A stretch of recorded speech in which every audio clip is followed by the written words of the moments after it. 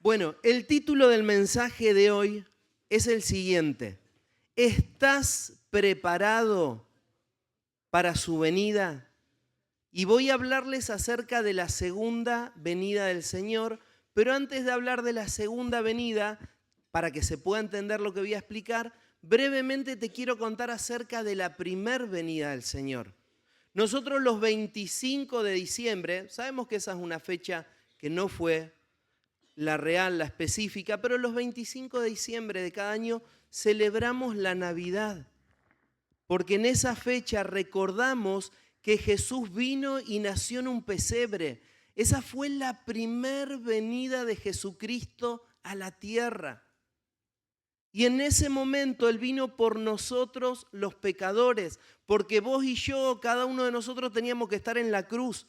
Pero dice la palabra de Dios que de tal manera amó Dios al mundo que ha dado a su único Hijo para que todo aquel que en Él cree no se pierda, mas tenga vida eterna.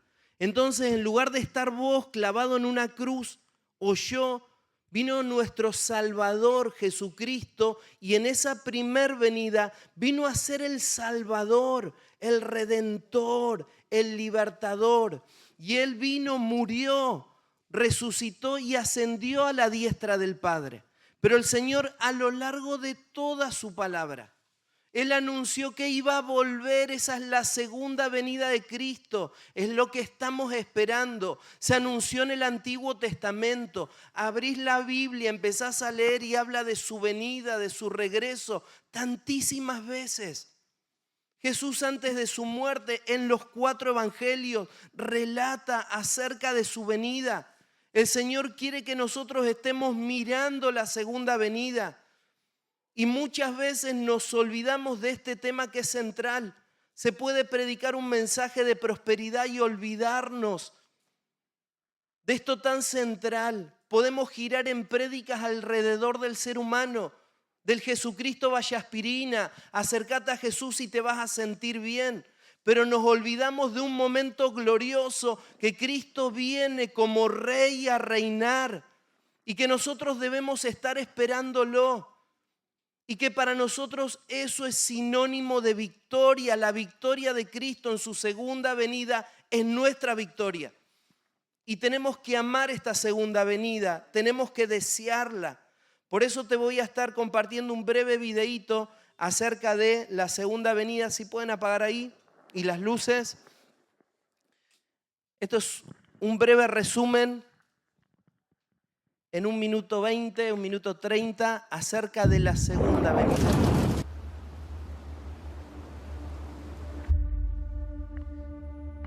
Antes de que los hombres lo conocieran, los cielos ya hablaban de él. Desde tiempos antiguos, los profetas lo venían anunciando. Miqueas profetizó que nacería en Belén. Isaías vio que sería rechazado por su propio pueblo, que moriría, pero resucitaría. David vio que ascendería a la diestra del Padre. Y hoy esperamos el cumplimiento de la profecía, de que Él volverá. He aquí viene con las nubes, y todo ojo le verá. Su primera venida fue con dolor y una corona de espinas. La segunda será con gloria y una corona de diademas. Este fue el evangelio que predicaron los apóstoles, que el Mesías vino, murió, resucitó, ascendió y pronto volverá. Ese anuncio trajo el avivamiento del primer siglo y volverá a hacerlo antes del final. La tierra temblará y gemirá con dolores de parto. Se oirán guerras y rumores de guerra. La noche avanza, pero el día se acerca. Todo lo que prometió, lo cumplió. Dijo que vendría y vino. Dijo que moriría y resucitaría y lo hizo. Dijo que volvería y lo hará. Dios está despertando una iglesia cuya mayor esperanza es el glorioso regreso de Cristo. Todos los que oyen la profecía de las profecías dicen, ven. Jesús dijo, vengo pronto. El Espíritu dice, ven. ¿Y tú qué vas a decir? Muy bien, un breve resumen acerca de la segunda venida y de nuestra espera. Cuando nosotros miramos los noticieros, nos damos cuenta que algo único está pasando. Nunca en la historia de la humanidad hubo tanta capacidad de destrucción de una civilización como ahora. Hay tantas bombas nucleares que con solo apretar un botón, este mundo sería desintegrado, la civilización, muchas veces. Y el Señor habló que en los postreros tiempos iban a multiplicar las guerras. Está todo preparado, nosotros nos damos cuenta, pagamos con medios electrónicos, hay chip por todas partes. Se está preparando todo para la llegada del anticristo, para que posteriormente sea la segunda venida del Señor. Hay tanto que nosotros vemos en nuestra sociedad y nos damos cuenta que estamos más controlados, que va a llegar un tiempo muy duro para la humanidad y nosotros vemos a la luz de la realidad que la palabra del Señor se está cumpliendo y la palabra del Señor nos tiene que impactar porque nos tiene que instar a actuar con urgencia. Urgencia en primer término por tu vida espiritual y la mía. Cada uno de nosotros responsables ante el Rey, porque no sabemos cuándo vendrá. Y también un sentido de urgencia de plantar más iglesias, enviar más misioneros, porque nosotros no estamos esperando la venida de un pastor, de un líder político, estamos esperando la venida gloriosa de Jesucristo y para eso hay que prepararse. Yo te quiero dar algunas razones por las cuales nosotros tenemos que aprender acerca de la profecía bíblica. Es central que la iglesia del Señor lo sepa. ¿Por qué tenemos que saber? Porque es un mandato del Señor. Mateo 28:20. Jesús dijo, enseñándoles que guarden todas las cosas que les he mandado. El Señor nos mandó un montón de cosas y entre ellas a estar preparados para la segunda venida. ¿Por qué hay que aprender acerca de la profecía de la segunda venida? Porque trae bendición, porque trae alegría. Distinto a lo que piensa el mundo, dice la palabra del Señor, escrito está, Apocalipsis 1:3. Bienaventurado el que lee, bienaventurado quiere decir feliz. ¿Querés ser feliz? Dichoso, extremadamente alegre, bienaventurado el que lee y los que oyen las palabras de esta profecía y los que guardan las cosas en ella escritas, porque el tiempo está cerca. ¿Por qué hay que aprender de la profecía bíblica? Porque nos va a ayudar a tomar buenas decisiones.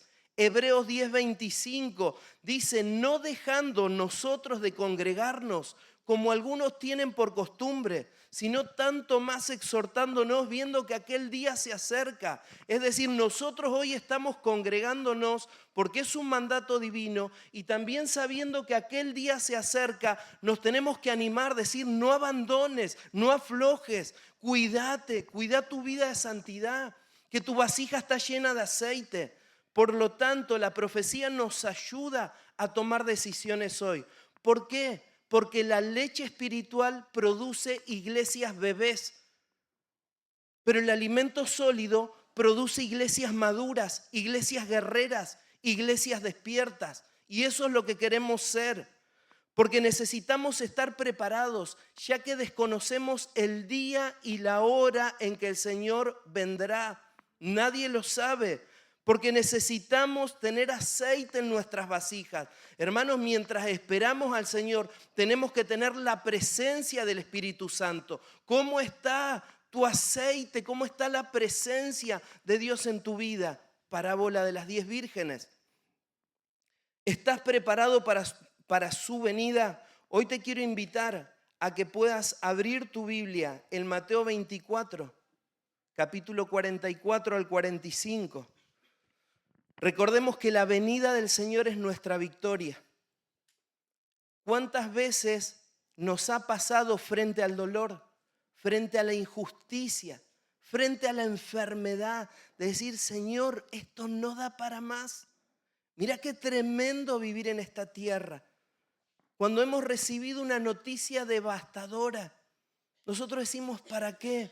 Hermanos, la iglesia primitiva del primer siglo decía, Señor, ven. Ahí en Apocalipsis vamos a ver que la iglesia le dice, ven, Señor. En arameo es maranata, desear que Cristo venga, estar deseosos que Él venga. ¿Estás preparado para su venida? Esta parábola que vamos a leer hace referencia a la segunda venida de Cristo y la necesidad de estar preparados para esa ocasión, ya que no sabemos cuándo regresará, debemos vivir con fidelidad y prudencia, como si su regreso fuera hoy. Y leemos esta parábola, mirá lo que dice. Por tanto, también ustedes estén preparados, porque el Hijo del Hombre, es decir, Jesús, vendrá a la hora que no piensan. ¿Quién es pues el siervo fiel y prudente, al cual su Señor sí puso sobre su casa para que les dé el alimento a tiempo? Bienaventurado aquel siervo al cual, cuando su Señor venga, le haya haciendo así. De cierto os digo, sobre todos sus bienes lo pondrá. Al buen siervo, ¿no? Pero si aquel siervo malo dijera en su corazón, mi Señor tarda en venir. Mirá la frase del siervo malo. Mi Señor tarda en venir. Y comenzar a golpear a sus consiervos. Y aún a comer y a beber con los borrachos. Vendrá el Señor de aquel siervo en día que éste no espera y a la hora que no sabe, y lo castigará duramente.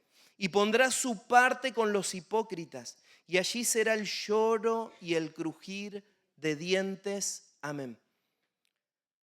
El primer punto a desarrollar, hay un Señor que promete volver. Jesús está prometiendo que Él va a volver. Y Él no es hombre para mentir. Si Él lo dijo, lo va a hacer. Versículo 44, por tanto también ustedes, es una palabra para vos y para mí, por tanto también vos, por tanto también ustedes. ¿Qué hacés con esta palabra que recibís? Por tanto también ustedes estén preparados, porque el día del hombre vendrá a la hora que no pensás. Y Apocalipsis 22:20, y podríamos estar mucho tiempo girando alrededor de esta idea, con versículos bíblicos donde vemos que el Señor promete volver. Apocalipsis 22:20 dice, el que da testimonio de estas cosas es Jesús. El que da testimonio de estas cosas dice, ciertamente vengo en breve. Y ahí está Juan escribiendo y Juan le responde al Señor, amén, sí ven, Señor Jesús. La respuesta de Juan es, vení, Señor. Hay una tierra que está sufriendo y viene algo muy hermoso para los que creen en su nombre. Esta venida va a ser buena noticia para aquellos que tienen a Jesús en su corazón. Pero para aquellos que lo rechazaron va a ser la peor noticia de su vida. Dice Apocalipsis 1:7, he aquí que vienen las nubes y todo ojo le verá y los que lo traspasaron harán lamentación. Cuando Jesús venga para nosotros va a ser cántico de victoria. Pero para aquel que estando dentro de un templo o habiéndolo rechazado, va a ser una tragedia. Cristo vino y no fui con Él. Acá hay un Señor que promete volver y como escuchábamos, todo lo que prometió lo cumplió. Dijo que vendría y vino. Dijo que moriría y resucitaría y lo hizo. Y dijo que volverá y lo hará nuevamente. Por lo tanto, ¿cómo tenemos que estar frente a esta promesa? Reaccionando. Esta promesa nos alcanza en cada área de nuestra vida. La gente tiene que saber, porque yo creo que la iglesia ha perdido a nivel general el informar a las ovejas acerca de la venida. Es algo que Jesús ama que nosotros enseñemos, pero a veces giramos en torno a otro evangelio, le sacamos el poder al evangelio, un evangelio diluido, berreta, cuando el Señor hizo de su segunda venida un mensaje central. La gente tiene que saber, nuestros compañeros de trabajo tienen que saber. Y nosotros tenemos que ser impactados por esta realidad. Hoy tenemos que vivir de tal manera que se te note y que se me note que estamos esperando la venida del Señor. Que se nos note que nos abstenemos de determinadas cosas, que nos abstenemos de determinadas amistades, de determinadas prácticas, porque estamos esperando aquel que dijo que vendría. Por eso qué hermoso, esto es una realidad que en primer término nos tiene que impactar a nosotros. Que no sea como en los días de Noé, que algunos dijeron, no, y cuando llegó el diluvio ya era tarde. Hoy hay restos arqueológicos en las montañas, en los Andes. Encuentran restos de animalitos fósiles, de pescaditos. Ahí arriba, sí, porque todo fue cubierto por agua. Hay evidencia científica acerca de la destrucción de la tierra. Ahora, nadie creía que el Señor iba a venir con juicio en los tiempos de Noé. Y lo mismo pasa en muchos hoy en día. Por eso qué bueno aquel que frente a la palabra de Dios es impactado. En segundo término, la Biblia nos habla de dos tipos de personas. Vos y yo, o somos uno de estos, no hay una tercera opción. O somos siervos fieles o infieles. Por eso es bueno que hoy podamos determinar y ver que el Espíritu Santo nos ayude a clasificarnos dónde estamos. Porque si hoy vendría el Señor y somos infieles, hoy es tiempo y hoy hay oportunidad de arrepentimiento. Mañana puede ser tarde. Por eso qué hermoso, el Espíritu Santo está respaldando su palabra y te va a ir hablando. Nosotros vemos en primer término un siervo que permanece fiel. Dice el versículo 45. ¿Quién es pues el siervo fiel y prudente? ¿Quién es pues el siervo fiel y prudente al cual puso su Señor sobre su casa para que les dé el alimento a tiempo? Bienaventurado aquel siervo al cual, cuando su Señor venga, le halle haciendo así. Versículo 45. Está hablando de un siervo. ¿Qué características tiene? Fiel y prudente. Fiel significa que es leal a Dios, que quiere quedar bien con el Señor, que no le importa si queda mal. Hay una corriente de este mundo tan poderosa que nos quiere mover tan fuerte de donde estamos parados y nos quiere llevar que nos perdamos. Pero el fiel se permanece firme a pesar de la presión de este mundo. El fiel le dice: Señor, esta es tu palabra, me cuesta tanto, pero quiero obedecerla, porque en la obediencia se ve la fidelidad del pueblo de Dios. Por eso qué hermoso que hoy podamos estar evaluando si estamos tratando de obedecer al Señor. Si antes estábamos enganchados de la luz, ahora no. Si antes pasaba la sube de la abuelita, ahora no.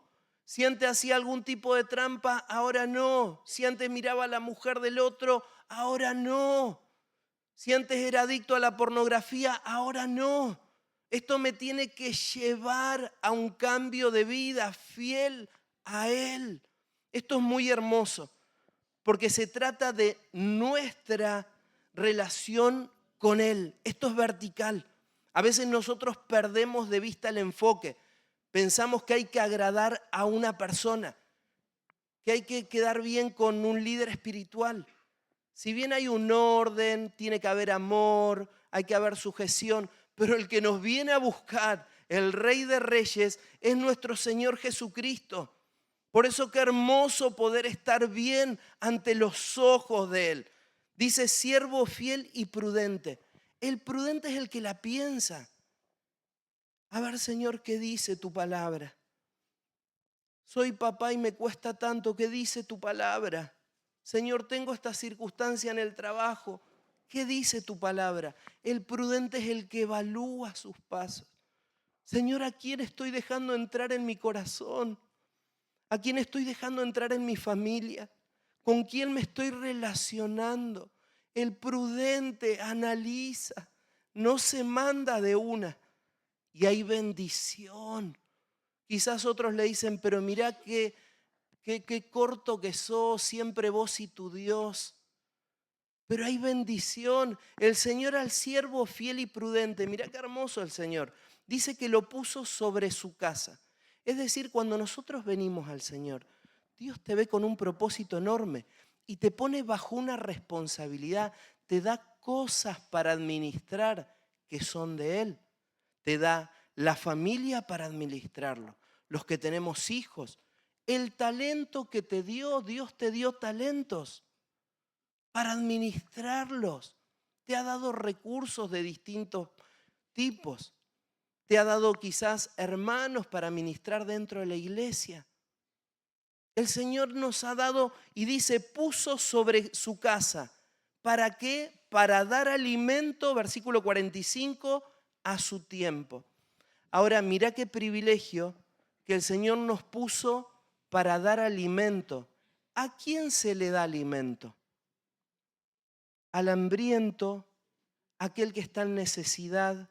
Es decir, tu vida tiene propósito. Del otro lado hay hambre y Dios puso algo en tu mano. Ayer estábamos en Los Grillos. Las hermanas de acá no saben lo que le cocinaron a los chicos. Media luna rellena. Ya quieren ir esto a Los Grillos. Alfajorcito de maicena. Yo tenía que hacer control de calidad, hermano, porque son los niños. Estaba buenísimo. Bizcochuelos, no saben, torta frita, ¿no? Y yo te digo, cuando se le reparte a los nenes y vos le pones todo eso y ves la carita de los nenes, no tiene precio eso. Es hermoso dar alimento. El Señor a vos te puso a trabajar, a dar alimento a otros. Y que cuando Él venga te halle trabajando, sirviendo. Qué hermoso lo que hace nuestro Señor. Cuando el 46, bienaventurado aquel siervo al cual cuando su Señor venga le halle haciendo así. ¿Cómo es así? Es dando, es alimentando, es velando por otro, es arremangado, es una vida de servicio. Hermanos, cuando el Señor nos trae a su camino, claro, venimos rotos, venimos dañados, quebrantados, llenos de pecado. Cuando somos impactados por su amor, ¿qué queremos hacer? ¿Cómo te lo pago, Señor? No podemos pagarle. ¿Cuánto podríamos darle por la sangre de Cristo? Nada de lo que tengamos sería suficiente. Pero una manera de demostrar nuestro amor es sirviéndolo a Dios, darle de comer a otros, bendiciendo a otros. Es decir, que si Cristo viene hoy, te tiene que encontrar sirviéndole a Él, trabajando para su reino. ¿Lo está haciendo? ¿Te vas con el Señor? El Señor quiere venir y encontrarnos una vida de servicio.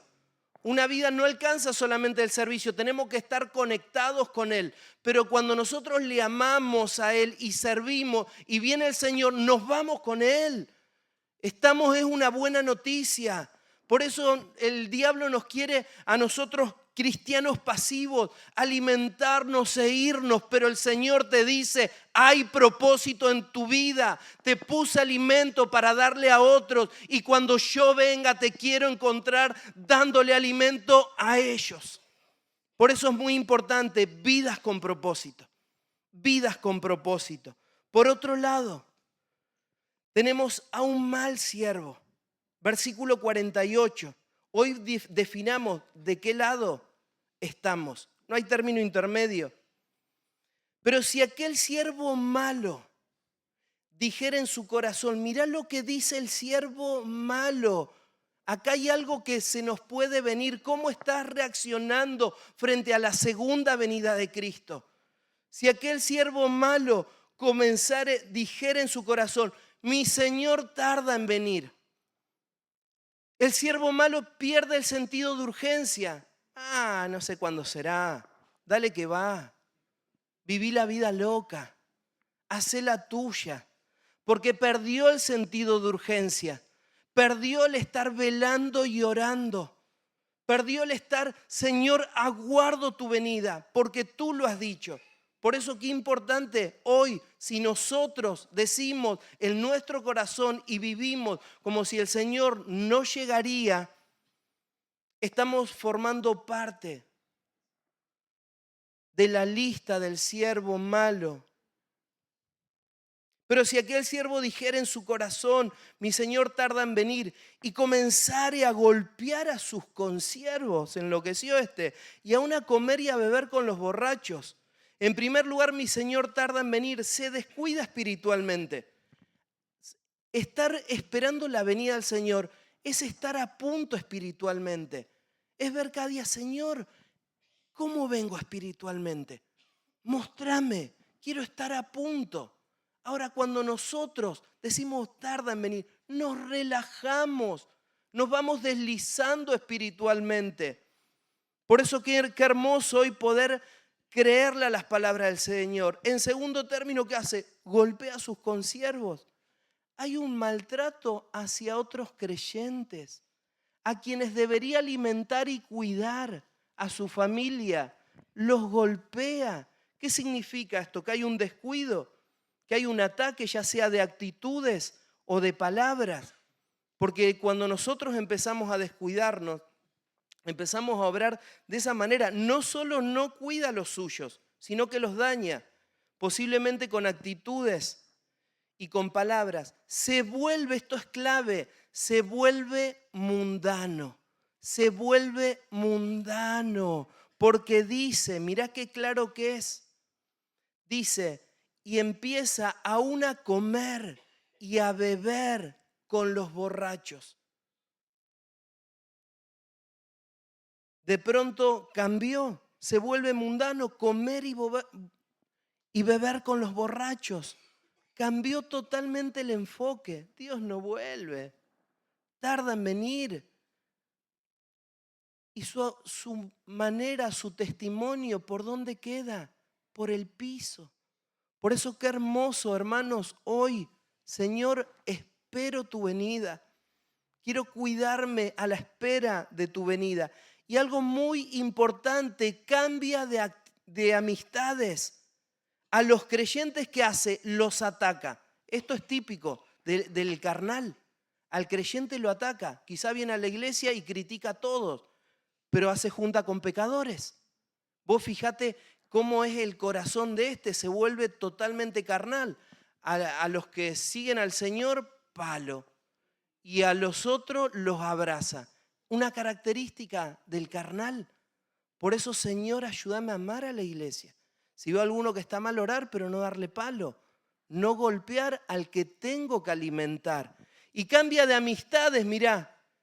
Por eso es muy importante, te hago una pregunta, ¿con quién te estás vinculando? Las amistades del cristiano son clave. Tenemos que ir a los familiares pecadores, por supuesto, amarlos y llevarles el mensaje. Tenemos que ir a los muchachos de la esquina, llevarles el mensaje, obviamente. Acá hay un hermano que siempre me dice, los chicos están tomando, me acerco y les hablo. Perfecto, lo tenemos que hacer. Ahora, ¿con quiénes hacemos vínculo? ¿Con quiénes hacemos amistades? Mirá lo que dice, no una persona, sí, nuestro Dios. Dice así, 2 Timoteo 2:22. Acá Pablo le está hablando a un pastor joven. Huye también de las pasiones juveniles. Y dice, y sigue la justicia, la fe, el amor y la paz. ¿Con quiénes? ¿Con quiénes me junto? Con los que de corazón limpio invocan al Señor. ¿Por qué de pronto nos enfriamos espiritualmente? Porque dejamos de seguir, de unirnos con los que de corazón limpio invocan al Señor. Quizás pueden ser amistades buena onda, pero quizás tienen otros valores, otros amores. No le interesa hacer tesoros en los cielos y en la tierra. Otra escala de valores. Por eso es muy importante.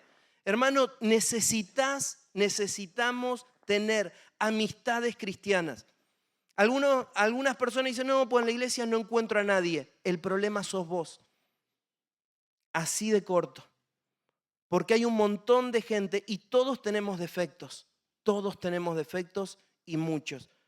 Pero dentro del cuerpo de Cristo hay personas hermosísimas, que el Señor saca pecho por esas personas y dice, fieles, fieles amadores de mí, con sus defectos y demás.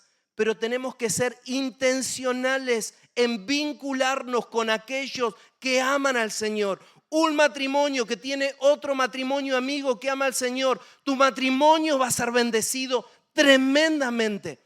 Vinculate con alguien que no ame al Señor, que vea la trampa como algo común, que hable de una manera horrible, que permita que a sus hijos le entre la ideología de género. te va a dinamitar tu casa con los que de corazón limpio invocan su nombre. Este es un tiempo de definiciones. El Señor no quiere tibios, eso los vomita. El Señor quiere una iglesia poderosa, transformada. Y por eso nosotros estamos acá, porque le amamos a Él y vamos por más. Esta es una iglesia que ora, que evangeliza, que espera en la segunda venida, pero hay más y seguramente cada uno de nosotros tiene que hacer un ajuste personal, porque hasta que el Señor venga hay que estar ajustando, hay que estar recalculando en nuestras vidas. Cuarto y anteúltimo punto, el regreso del Señor es inesperado. No sabemos el día, dice el versículo 50. Vendrá el Señor de aquel siervo en día que éste no espera y a la hora que no sabe. Es decir, no sabemos cuándo. Y Mateo 24, del 42 al 44, desarrolla este concepto. Dice, velen, el Señor habla reiteradamente de velar. Velar es estar atento. ¿Cómo está mi vida? ¿Con quién me vinculo? ¿Cómo está mi tiempo de oración? Pero no como una persona alocada, de ninguna manera, cuidando el tesoro, cuidando la libertad, porque el Señor a libertad nos llamó. Entonces tenemos que cuidar aquello que el Señor nos dio, la bendición que es tenerlo al Señor. Entonces dice, velen pues, porque no saben a qué hora de venir su Señor, pero sepan esto, que si el padre de familia supiese a qué hora el ladrón habría de venir, velaría y no dejaría minar su casa. Por tanto, también ustedes estén preparados, porque el Hijo del Hombre vendrá a la hora que no piensan. ¿Cómo podemos estar preparados? Cuentas cortas con el Señor. Si pecamos, confesémoslo, no lo guardemos debajo de la alfombra. Señor, perdóname, acá estoy, me pongo a cuentas con vos, buscándolo en oración, congregando, anhelando servirlo al Señor.